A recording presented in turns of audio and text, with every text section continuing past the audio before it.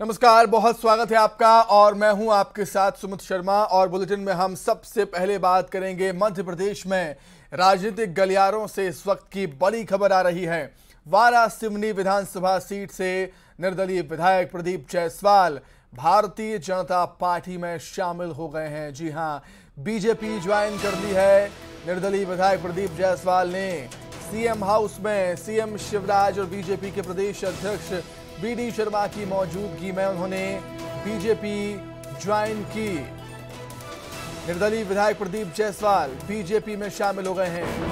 CM house पहुंचे थे, CM Shivraj से मुलाकात की और बीजेपी ज्वाइन कर ली है। स्वागत किया है सीएम शिवराज ने प्रदीप जायसवाल का भारतीय जनता पार्टी में। और बीजेपी के प्रदेश अध्यक्ष वीडी शर्मा भी इस दौरान मौजूद रहे। खनिज विकास निगम के अध्यक्ष हैं प्रदीप जायसवाल। चुनाव से ठीक पहले बड़ा सियासी उलटफेर, प्रदीप जायसवाल बीजेपी के हुए। अधिक जानकारी के लिए बातचीत करेंगे भोपाल संवाददाता अनुराग श्रीवास्तव जुड़े हुए हैं फोन पर। अनुराग, चुनाव से ठीक पहले बड़ा उलटफेर निश्चित तौर पर कह सकते हैं प्रदीप जायसवाल अब बीजेपी के। बिल्कुल, देखिए वारासिवनी और बालाघाट में प्रदीप जायसवाल का अपना असर है और कभी उनका परिवार कांग्रेस परिवार से जुड़ा था, लेकिन 2018 के विधानसभा चुनाव में वो निर्दलीय तौर पर जीतकर आए थे और उसके बाद कमलनाथ सरकार में वो खनिज मंत्री रहे। लेकिन सरकार बदलने के बाद भी वो बीजेपी सरकार को समर्थन देते रहे और शिवराज सरकार में खनिज साधन विकास निगम के वो अध्यक्ष रहे। लेकिन अब चुनाव से पहले निर्दलीय विधायक प्रदीप जायसवाल ने बीजेपी का दामन थाम लिया है। मुख्यमंत्री निवास पर सीएम शिवराज और प्रदेश अध्यक्ष वीडी शर्मा की मौजूदगी में उन्होंने भाजपा की सदस्यता ली। अब ऐसे में वारासिवनी में प्रदीप जायसवाल बीजेपी का चेहरा होंगे, इस बात की अटकलें लगना तेज हो गया। और सबसे बड़ी बात है कि बालाघाट में शंकर बिसेन जो कि सरकार में मंत्री हैं और प्रदीप जायसवाल के बीच कई बार जो नोकझोंक है वो देखने को मिलती थी, लेकिन आज दोनों नेता आमने सामने नजर आए और एक साथ नजर आए। तो चुनाव के पहले ये एकजुटता बीजेपी को कितना फायदा पहुंचाएगी ये तो चुनाव नतीजों में पता चलेगा, लेकिन चुनाव के पहले दल बदल करना और किसी दूसरी पार्टी का दामन थामना, इस तरीके की तस्वीरें ज्यादा निकल कर आ रही हैं। ठीक है अनुराग, बहुत शुक्रिया तमाम जानकारी के लिए। आगे बढ़ते हैं, छत्तीसगढ़ की बात कर लेते हैं। विधानसभा चुनाव को लेकर कांग्रेस ने नवरात्र के पहले दिन 30 प्रत्याशियों की सूची जारी कर दी। पहली लिस्ट में 8 विधायकों का टिकट काट दिया गया। कांग्रेस ने पहली लिस्ट में प्रेमसाय सिंह टेकाम मंत्री को छोड़कर बाकी सभी मंत्रियों की टिकट जारी की है। पाटन से सीएम भूपेश बघेल, दुर्ग ग्रामीण से गृहमंत्री ताम्रध्वज साहू, अंबिकापुर से डिप्टी सीएम टीएस सिंहदेव, साजा से रविंद्र चौबे, सीतापुर से खाद्य मंत्री अमरजीत भगत, खरसिया से उमेश पटेल, कोरबा से जय सिंह अग्रवाल, सक्ती से चरणदास महंत, आरंग से शिव कुमार डहरिया, जौंडी लोहारा से अनिला भेड़िया, नवागढ़ से गुरु रुद्र कुमार, पंडरिया से नीलकांत चंद्रवंशी, कवर्धा से मोहम्मद अकबर, कोंटा से आबकारी मंत्री कवासी लखमा, चित्रकूट से कांग्रेस अध्यक्ष दीपक बैज, कोंडागांव से मोहनलाल मरकाम, बीजापुर से विक्रम मंडावी, बस्तर से लखेश्वर बघेल को चुनावी मैदान में पार्टी ने उतार दिया है।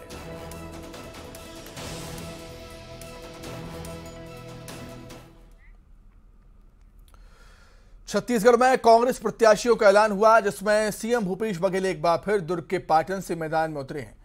उम्मीदवारी की घोषणा होते ही सीएम भूपेश बघेल दुर्ग के कुम्हारी स्थित मां महामाया के मंदिर पहुंच गए और पूजा अर्चना की। उसके बाद राजधानी रायपुर में भी सीएम बघेल एक बार फिर मां के दरबार में पहुंचे और पूजा अर्चना कर जीत का आशीर्वाद लिया।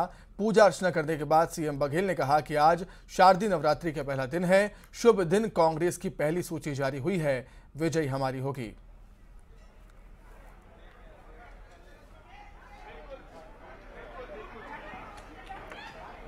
तो तस्वीरें आपके सामने, रायपुर दुर्ग से सीएम भूपेश बघेल टिकट का ऐलान होते ही, लिस्ट जारी होते ही माता के दरबार में पहुंचे थे। शारदीय नवरात्र का पहला दिन है, पावन पर्व है और माता का आशीर्वाद उन्होंने लिया। जाहिर सी बात है, चुनाव नज़दीक हैं जीत की कामना की होगी अपने लिए, अपनी पार्टी के नेताओं के लिए।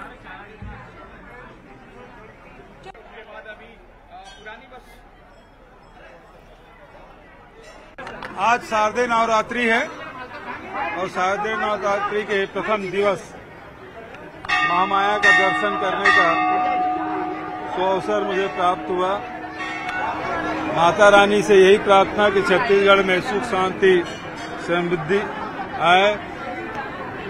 5 साल माता की कृपा से, छत्तीसगढ़ की जनता की कृपा से सेवा करने का अवसर मिला है।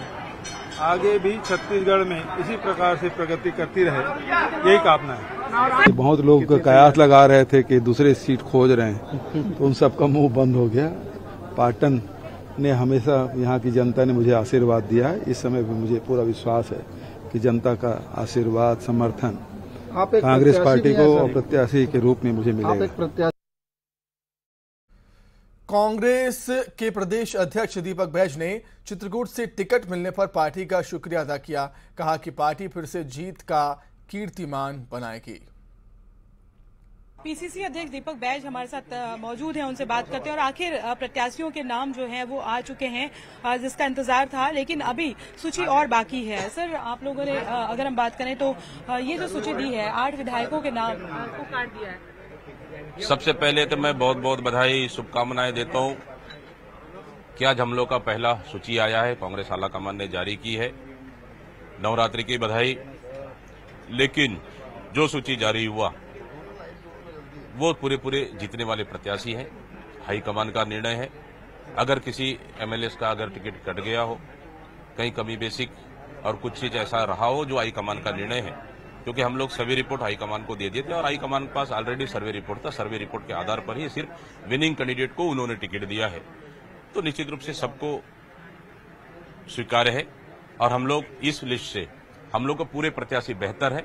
हम लोग पहला चरण का 20 से 20 सीट से हम जीत के आएंगे। ये जो लिस्ट आपने भेजी है सर, आप जरूर कह रहे हैं कि हाईकमान का निर्णय है, लेकिन इसके पहले अगर हम बात करें तो सर्वे किया गया है, उनकी रिपोर्ट ली गई है, नेगेटिव मार्किंग भी जरूर आई होगी और लगातार कांग्रेस कहती रही है कि विनिंग कैंडिडेट को देंगे। इसका मतलब ये है कि बाकी के भी जो सूची आने वाली है उसमें और भी जो विधायक है उनके लिए अलार्मिंग है। देखिए, मैं आने वाला सूची में किसका क्या होगा मैं तो कह नहीं सकता, लेकिन आने वाला सूची भी बेहतर रहेगा और उस सूची में भी जो जीतने वाला प्रत्याशी रहेगा टिकट उसी को ही मिलेगा, क्योंकि छत्तीसगढ़ में सरकार हमको बनाना है। इसलिए हाईकमान कहीं पे भी कोताही नहीं बरत रही है। हमारा 1 से लेकर 90 सीट तक विनिंग कैंडिडेट रहेगा और छत्तीसगढ़ में सरकार भी बनेगी। दीपक बैज जो है वो अब विधायकी के लिए लड़ेंगे। न्यूज 18 लगातार कहते आ रहा है और हमने दिखाया भी था कि आप चित्रकूट से लड़ेंगे। क्या महसूस कर रहे हैं लोकसभा और अब विधानसभा के बीच में? और दूसरी बात, पीसीसी के अध्यक्ष भी हैं, पूरे प्रदेश को भी के लिए बिल्कुल बड़ी जिम्मेदारी है। जब से मैं पीसीसी के अध्यक्ष आलाकमान ने बनाया है तब से बड़ी जिम्मेदारी है और काम कर रहे हैं। हाईकमान का निर्णय है, मुझे भी टिकट दिया, लेकिन इससे कहीं भी चुनाव प्रचार प्रभावित नहीं होगा। चित्रकूट की जनता पे भरोसा है, हमारे कार्यकर्ताओं पे भरोसा है। मुझे लगता है कि शायद अगर हाईकमान ने निर्णय लिया, सोच समझ के निर्णय लिया, इससे बस्तर को फायदा होगा। दूसरी सूची कब आएगी सर? दूसरी सूची अभी 17 तारीख छोटी सी बैठक है और उसके बाद 17 तारीख के बाद कभी भी आ सकती है, तो आलाकमान के ऊपर है। देवती कर्मा का भी टिकट काटा गया है। हालांकि दीपक बैज का कहना है कि परिवार की जो सहमति थी उसके आधार पर उनके बेटे को जो है वो टिकट दी गई है। लेकिन बड़ी खबर ये है कि बाकी की जो सीटें हैं वो उनको लेकर जो है वो कब नाम आएंगे और उसको लेकर उनका कहना है कि बाकी की सीटों को लेकर जो है 17 तारीख को बैठक होगी और उसमें पूरे नाम आ जाएंगे। कैमरा पर्सन राजन के साथ ममता लांजेवार, न्यूज 18 छत्तीसगढ़। सीट से कांग्रेस प्रत्याशी ईश्वर बघेल ने न्यूज 18 से खास बातचीत में कहा कि पार्टी ने मुझ पर फिर से भरोसा जताया है। हमें उम्मीदों पर खरा उतरने की कोशिश करनी चाहिए, उतरेंगे भी। और चुनावी मैदान में कौन सामने होता है ये कोई बड़ा विषय नहीं होता, जीत बस जरूरी होती है। मौजूद है बस्तर विकास प्राधिकरण के अध्यक्ष व कांग्रेस के प्रत्याशी लकेश्वर बघेल। इनसे बात करते हैं कि अभी पार्टी ने जो आपको मौका दिया, दोबारा टिकट दिया, कैसा मानते हैं? देश के नेतृत्व को और सबसे पहले तो हम राष्ट्रीय नेतृत्व को धन्यवाद देते हैं कि हमारे छोटे से कार्यकर्ता को पुनः भरोसा जिताया है। और ये हमारे जो बेटे हैं पब्लिक से हम लोग निवेदन करेंगे कि भरोसा के लिए हमको सहयोग करें और दोबारा प्रत्याशी दोबारा जीत के विधानसभा पहुंचाएगा। बीजेपी के जो प्रत्याशी है वो भी शायद कहा जा रहा है कि आपके रिश्तेदारों में से है, क्या मुकाबला मानते हैं? देखिए, वो राष्ट्रीय पार्टी के बहुत बड़ा पार्टी के प्रत्याशी हैं और प्रत्याशी को कभी कमज़ोर नहीं समझना चाहिए। उनकी वो केडर बेस पार्टी है और उन लोग चुनाव संगठन लड़ती है और सबसे ज़्यादा झूठ बोल के लोगों को बरगलाते हैं, कुछ काम करते नहीं हैं। लेकिन हमने किया इस टाइप का उन लोगों ने पब्लिक को, मतदाता को बेवकूफ़ बनाते हैं। ऐसे पार्टी के साथ तो रहेगा, मुकाबला तो रहेगा और हम आशा करते हैं कि हमारे क्षेत्र के लोग हमारे साथ हैं, कांग्रेस के साथ हैं, मेरे साथ है, हम खड़े जरूर उतरेंगे। एक आखिरी सवाल, जीत के प्रति कितना आश्वस्त है? तो जीतेंगे, जरूर जीतेंगे। हमारे क्षेत्र के जनता चाहती है, मतदाता चाहती है, तो जीतेंगे तो जरूर। ये कहना है, जीत का दावा कर रहे हैं लकेश्वर बघेल। अब देखना होगा जो आगामी 2023 का जो चुनाव है, 7 नवंबर का जो मतदान होगा, उसमें कांग्रेस के प्रत्याशी लकेश्वर बघेल कितनी बढ़त बनाते हैं। श्रीनिवास नायडू, न्यूज 18, जगदलपुर। कांकेर विधानसभा सीट से प्रत्याशी बने शंकर ध्रुवा ने कहा है कि कांग्रेस की जीत के लिए वो जी जान लगा देंगे। पार्टी पिछली बार से भी ज्यादा वोटों से जीत दर्ज करेगी। छत्तीसगढ़ विधानसभा 2023 के संग्राम में अब कांग्रेस ने भी अपने पत्ते खोल दिए हैं और आज नवरात्र के पहले दिन जो है अपने प्रत्याशी जो है कांकेर विधानसभा के लिए उतारे हैं और हम जो है कांकेर के प्रत्याशी शंकर ध्रुवा से जानेंगे कि वो इस संग्राम में किन मुद्दों को लेकर और किस तरीके से अपने चुनावी रणनीति के साथ मैदान में उतरेंगे। सर बताएंगे, आपको सबसे पहले बधाई, आप प्रत्याशी बनाया गया है, चुनाव को लेकर आपकी क्या तैयारी? धन्यवाद शर्मा जी। आज मुझे कांकेर विधानसभा क्षेत्र के लिए कांग्रेस पार्टी ने अधिकृत घोषित किया है। मैं इसके लिए हमारे कांग्रेस पार्टी के प्रदेश नेतृत्व और केंद्रीय नेतृत्व को बहुत बहुत धन्यवाद देता हूं। अच्छा, आप कांकेर के पहले भी विधायक रह चुके हैं, तो ऐसा आपका कौन सा जो है सपना छूटा था जो उस समय आप इसको पूरा करेंगे इस कार्यकाल में अगर आप जीत गए? नहीं, देखिए, उस समय तो छोटी छोटी समस्याएं थी, छोटी छोटी मांग थी। क्योंकि अभी इस विधानसभा क्षेत्र में आप देखिए मेडिकल कॉलेज खुल गया और आपका रिटर्निंग वॉल हो गया, सड़क का चौड़ीकरण का था, मैं उस समय सड़क के चौड़ीकरण के लिए भी किया था, बीएड कॉलेज के लिए भी मांग किया था, पर वो सब खुल गए। जी, तो ये शंकर ध्रुवा जी हैं, प्रत्याशी कांकेर के चुने गए हैं और अब ये विधानसभा कांकेर से कांग्रेस के प्रत्याशी रहेंगे और काफी सारे जो है जनता के मुद्दों को लेकर जो है ये चुनावी मैदान में जो है चुनाव में वोट मांगने के लिए जाएंगे। कांकेर से खेम नारायण शर्मा, न्यूज 18 कांकेर। अंबिकापुर से प्रत्याशी घोषित होने के बाद उप मुख्यमंत्री deputy CM TS Singhdeo Surguja पहुंचे, जहां उनका पार्टी कार्यकर्ताओं ने जोरदार स्वागत किया और इस मौके पर हमारे संवाददाता श्रवण महंत ने टीएस सिंहदेव से खास बातचीत की। उन्होंने कहा कि सब मिलकर काम करेंगे और मेरा विश्वास है कि जीत हमारी होगी। वहीं प्रत्याशियों के टिकट कटने के सवाल पर कहा कि नए लोगों को मौका दिया गया है। कांग्रेस ने आखिरकार पहली सूची जारी कर दी है। हमारे साथ टीएस सिंहदेव हैं। बाबा, जिस तरह से पहली सूची आई है, 30 लोगों का नाम आया है, लेकिन 8 लोगों का टिकट कट गया है। ये प्रक्रिया ही है, जिस प्रक्रिया के साथ नया पुराना होता रहता है। किसी के काटने की बात नहीं है, साथियों को मौका देने की बात है और सब मिलके काम करेंगे, ऐसा हम लोग का विश्वास है। पहले जो 7 का वोटिंग है उसमें जगदलपुर के जो प्रत्याशी है उसके नाम की घोषणा नहीं की है। उसमें अभी चर्चा हो रहा है। दूसरी लिस्ट कब तक आएगी, क्या लगता है आपको? 17 के बाद 18 तक आ सकते हैं। अभी क्या लगता है कि जितने नाम के जो प्रत्याशियों के नाम की घोषणा हुई है उसमें कितने में जीत हासिल? हम लोग तो चाहेंगे 30 के 30 जीते। टीएस सिंहदेव जिन्होंने साफ तौर पे कहा है कि बहुत ही जल्द दूसरी प्रत्याशियों के नाम की घोषणा की जाए। श्रवण महंत, न्यूज 18 छत्तीसगढ़, अंबिकापुर। कोंडागांव विधानसभा से टिकट मिलने के बाद मोहन मरकाम ने न्यूज 18 से खास बातचीत की। चुनावी मैदान में मौका मिलने पर मोहन मरकाम ने पार्टी हाईकमान को धन्यवाद दिया। कहा पार्टी ने मुझे चौथी बार मौका दिया है, उनके भरोसे पर खरा उतरने का पूरा प्रयास करूंगा। और कहा कि कोंडागांव में पहले मनकुराम सोढ़ी जीतते रहे हैं, सोढ़ी जी के रिकॉर्ड के पास पहुंचने की कोशिश करूंगा। मोहन मरकाम ने मुद्दों को लेकर कहा कि बीजेपी के 15 साल बनाम 5 साल का मुद्दा रहेगा। विधानसभा चुनाव के लिए कांग्रेस अपनी पहली सूची जारी कर दी है और एक बार फिर स्थानीय विधायक मोहन मरकाम पर मुहर लगाई है। भैया, टिकट को लेकर आप क्या कहेंगे? सबसे पहले तो केंद्रीय नेतृत्व हाईकमान को दिल से धन्यवाद देना चाहता हूं, दिल से आभार प्रदर्शन करना चाहता हूं। चौथी बार कोंडागांव विधानसभा से विश्वास करके टिकट दिया है। हाईकमान की उम्मीदों अपेक्षाओं पर खरा उतरने का प्रयास करूंगा। छत्तीसगढ़ में हमारी सरकार है, माननीय मुख्यमंत्री भूपेश बघेल साहब के नेतृत्व में कांग्रेस सरकार की उपलब्धियों, नीतियों, योजनाओं को लेकर हम जनता के बीच में जा रहे हैं। हमें उम्मीद है जनता का जनादेश कांग्रेस पार्टी के पक्ष में आएगा, ऐसा मैं उम्मीद करता हूं और फिर से छत्तीसगढ़ में हम सरकार बनाने में सफल होंगे।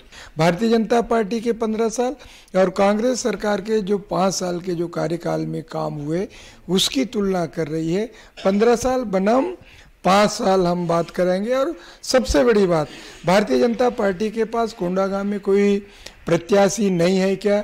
जो 40 वर्षों से 1990-91 से एक ही परिवार को टिकट दिया जा रहा है, क्या दूसरे प्रत्याशी नहीं है क्या? 2 बार से हारने के बाद उन्हीं को रिपीट किया जा रहा है। तो आज एक बड़ा मुद्दा होगा। जो परिवारवाद की बात भारतीय जनता पार्टी करती है, तो कोंडागांव में परिवारवाद नहीं है क्या? उनके भाई एक जनपद नगर पालिका उपाध्यक्ष बनते हैं, उससे पहले बहन नगर पालिका अध्यक्ष बनती है। क्या एक ही परिवार है क्या उसेंडी परिवार जो भारतीय जनता पार्टी में? ये भी जनता के जहान में है और इसका भी जनता मूल्यांकन करेगी।